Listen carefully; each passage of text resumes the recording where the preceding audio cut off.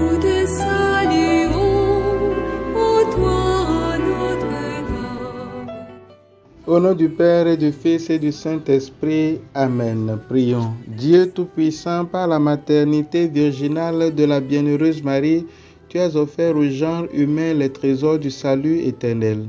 Accorde-nous de sentir qu'intervient en notre faveur celle qui nous permet d'accueillir l'auteur de la vie, Jésus-Christ, ton Fils, notre Seigneur. Et permets-nous de vivre cette année 2023 sous ton regard bienveillant dans la paix et la joie qui viennent de toi. Frères et sœurs, en ce premier jour de l'année 2023, nous célébrons la Bienheureuse Marie, Mère de Dieu, couplée de la Journée mondiale de la paix. Par l'intercession de Marie, nous rendons grâce à Dieu pour la vie, la santé, le travail, les joies et les peines de l'année 2022.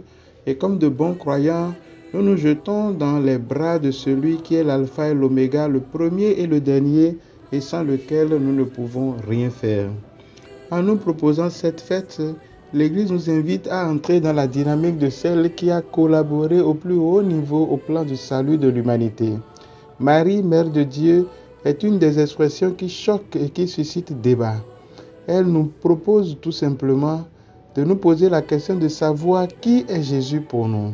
En effet, la célébration de la Vierge Marie nous tourne vers Dieu pour célébrer ce qu'elle a fait pour elle et par la même occasion nous rendre compte qu'il peut faire de grandes choses pour nous aussi.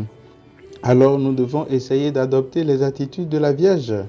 Donc la dévotion mariale, plus qu'une célébration, se veut une invitation à la conversion. Et voilà que Dieu nous donne 365 jours pour répondre comme Marie à son appel, d'abord pour nous-mêmes et aussi pour les gens qui sont autour de nous. C'est ce que l'apôtre Paul nous aide à comprendre dans la deuxième lecture de ce jour tirée de la lettre aux Galates. Lorsqu'est venue la plénitude des temps, Dieu a envoyé son Fils né de la femme pour que nous soyons adoptés comme fils. Voilà la grande nouvelle, mes frères et sœurs. Elle fait suite à la Noël et montre que le Fils de Dieu partage avec les croyants que nous sommes sa nature divine à travers le don de l'Esprit. Non pas un esprit d'esclave, mais un esprit de fils et d'héritier. En cette nouvelle année, essayons d'entrer en possession de notre héritage en vivant pleinement notre être fils de Dieu. Frères et sœurs, quelle meilleure manière de vivre cela que de contempler Marie qui est capable de retenir ces événements dans son cœur et de les méditer. Quelle meilleure manière de vivre notre être fils de Dieu que de demeurer dans l'obéissance comme Marie et Joseph qui donnent à l'enfant le nom que l'ange lui avait donné avant même sa conception. 9 mois se sont écoulés, mais ils n'ont pas laissé les événements ni les inquiétudes du monde modifier même un tout petit peu le plan de Dieu annoncé par l'ange. Aussi, la plénitude des temps nous rappelle Ecclésiaste chapitre 3 verset 1. Il y a un moment pour tout, un temps pour chaque chose sous le soleil. Il faudra en cette nouvelle année éviter de perdre du temps en remettant à demain ce que nous pouvons faire aujourd'hui et éviter aussi de tomber dans la précipitation en essayant justement de capter le temps de Dieu pour chaque chose. Comme les bergers de l'Évangile, ne nous lamentons pas sur le sort, mais accueillons la bonne nouvelle et osons laisser parfois des choses importantes et bonnes pour donner la priorité à Dieu, pour aller découvrir le Sauveur qui est né, pour s'associer aux anges, pour chanter la gloire de Dieu, pour partager notre expérience du Seigneur avec nos frères et sœurs. Ce fut l'attitude de Marie après son fiat. Marie, aussi bien que les bergers, ils ont bravé la nuit, ils ont laissé leurs préoccupations quotidiennes, ils ont marché sur des kilomètres pour accomplir leur part de l'œuvre du salut pour l'humanité. Voilà l'urgence, mes frères et sœurs, accomplir notre part de l'œuvre du salut.